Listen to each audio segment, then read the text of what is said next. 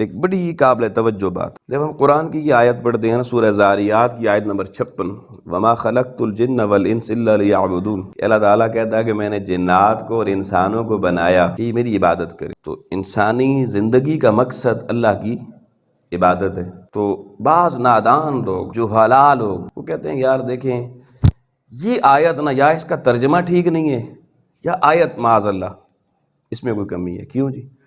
وہ کہتے ہیں کہ اگر عبادت مقصد ہوتا تو اللہ کے فرشتے تو عبادت کر رہے تھے، اور انسان کے بنتے وقت انہوں نے تو کہا ہی یہ تھا یا اللہ اس فسادی کو کیوں بنا رہا ہے، اس قتل و غارت کرنے والے کو کیوں بنا رہا ہے، جبکہ ہم تیری حمد، تیری تسبیح کرنے والے موجود ہیں۔ یہی دلیل انہوں نے دی تھی، نحن نسبح بحمدک ونقدس لک، ہم تیری تسبیح و تقدیس کرنے والے، تیری حضور جھکنے والے جب موجود ہیں، اس کو خلیفہ اور نائب کیوں بنا رہا ہے جو زمین پہ فساد بپا کرے گا، قتل و غارت گری کرے گا، خون بہائے گا۔ تو وہ جو عقل کے پیمانے پہ مختلف سوالات کرتے ہیں، وہ کہتے ہیں جناب دیکھیے کہ وہ عبادت والوں نے تو اپنے آپ کو پیش کر دیا تھا خلافت کے لیے، بھی ہمیں ہی رکھ، یہ دنگا فساد کرنے والا۔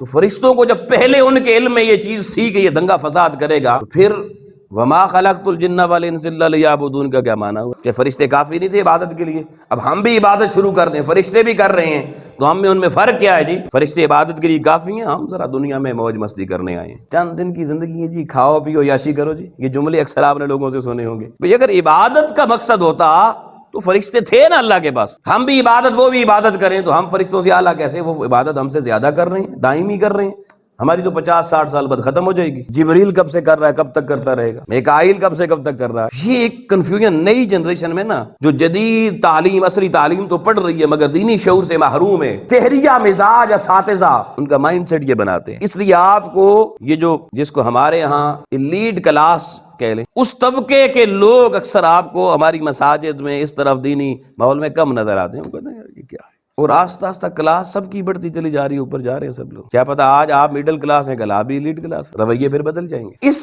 بات کو بڑی توجہ سے سننے کی ضرورت ہے اور سمجھنے کی ضرورت ہے۔ یاد رکھنا فرشتوں کی عبادت اور بندگان خدا کی عبادت میں اسی طرح فرق ہے جیسے زمین اور آسمان میں فرق ہے۔ کیسے؟ اللہ نے فرشتوں کو عبادت پہ لگایا، کر رہے ہیں، لیکن کوئی فرشتہ مجھے بتائیں اپنی مرضی سے عبادت چھوڑ سکتا ہے؟ بتائیے جی، کیا فرشتے کے پاس اپنی مرضی کا اختیار ہے؟ بالکل بھی نہیں۔ اچھا کیا فرشتوں کو اللہ نے کیا کھانے کے لیے ان کا کوئی بندوبست کیا کہ کھانا کھایا کرو؟ بھوک لگتی ہے فرشتوں کو؟ نہیں سمجھ آئی۔ کیا ان کو پیاس لگتی ہے فرشتوں کو پانی پینے کی حاجت ہے؟ کیا فرشتوں میں شہوت کا نظام ہے؟ آپ نے فرشتیاں سنی ہیں کہ اللہ نے بنائی ہیں؟ فرشتہ تو سنا ہے نا، مذکر ہے، مؤنث کدھر ہے؟ اللہ تو کہتا ہے میں نے کائنات میں ہر چیز کو جوڑا جوڑا بنایا۔ فرشتے کا نظام ذرا بڑا سیپریٹ قسم کا ہے، نہ بھوک، نہ پیاس، نہ شہوت، نہ مرضی۔ اس کی اطاعت اس کو بنایا ہی اس میکینزم پہ ہے کہ اس نے ہر وقت اسی عبادت میں رہنا ہے، اپنی مرضی کا مجال نہیں، نہ خواہشات، نہ جذبات، نہ سوچیں، نہ فکر۔ کھائیں گے کہاں سے، کمائیں گے نہیں تو جیئیں گے کیسے؟ کہ فرشتے کو فکر ہے؟ کوئی ٹینشن نہیں،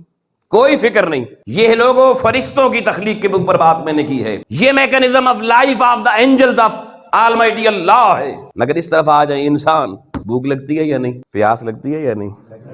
خواہشات، سوچ، فکر، یہ ساری چیزیں ہیں نا، یہ فرشتوں میں نہیں ہیں۔ اللہ نے یہ ساری چیزیں رکھ دی ہیں، یہ ساری چیزیں اللہ نے ہمارے اندر رکھ دی ہیں۔ اب سنیے، اب اس نے کہا بھائی میں نے تمہیں آنکھیں دے دی ہیں، 6x6 نظر آتا ہے، لیکن آپ نے بد نگاہی نہیں کرنی، اس نظر کو غلط استعمال نہیں کرنا، حکم دے دیا، اور اختیار اور مرضی ہمیں دے دی، چاہے تو غلط استعمال کریں، چاہے تو نہ کریں۔ اب یہ مرضی ہمارے پاس ہے۔ آؤ دوستان محترم، بات سمجھنے والی ہے۔ اب ایک شخص نابینا ہے، پیدائشی طور پر نابینا ہے، اس نے یہ دنیا کے رنگ نہیں دیکھے، اس کو نہیں معلوم سرخ رنگ کیسا ہوتا ہے، پیلا نیلا کیسے ہوتا ہے، اس کو نہیں پتا چہرے کی حیت کیسی ہے، رنگ اور روپ کیسے ہیں، اٹریکشن چہروں کن میں ہے کن میں نہیں ہے، وہ نہیں جانتا۔ 100 سال ایسا نابینا شخص جو آنکھوں سے محروم ہے پیدائشی طور پہ، وہ زندگی گزار کے 100 سال کا ہو جائے اور کسی مسجد کے ممبر پر، بادشاہی مسجد کے ممبر پہ بیٹھ کے خطبہ دے اور کہے لوگوں دیکھو مجھے، دیکھو میں اللہ کے فرمان کو کتنا پورا کرنے والا ہوں،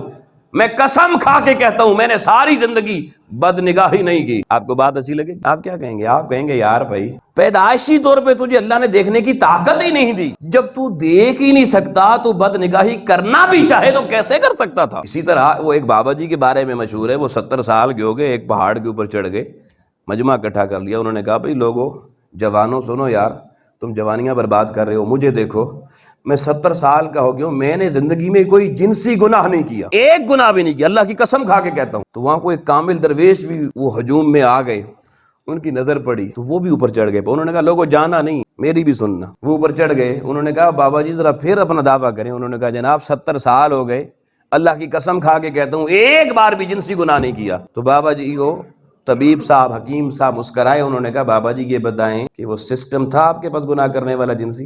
نظریں نیچی ہو گئی۔ انہوں نے کہا مجمع والوں سنو، نہ ہی میں نہ شی میں اللہ نے نظام ہی نہیں رکھا، اس کا دعویٰ کس قابل ہے؟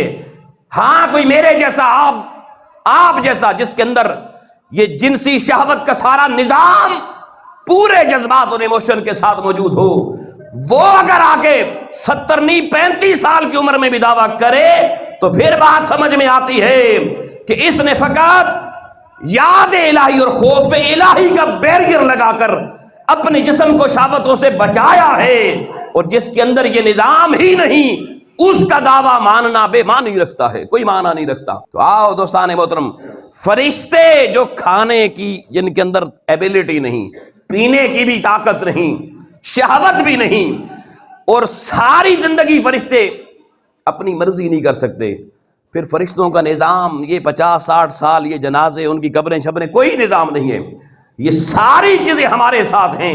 تو آؤ دوستان محترم، فرشتوں کی عبادت میں کمال نہیں ہے کیونکہ مرضی نہیں ہے، تو فرشتوں کی عبادت پہ اجر بھی نہیں ہے۔ نہیں سمجھ آیا جملہ؟ فرشتوں کی عبادت پہ اجر بھی نہیں ہے۔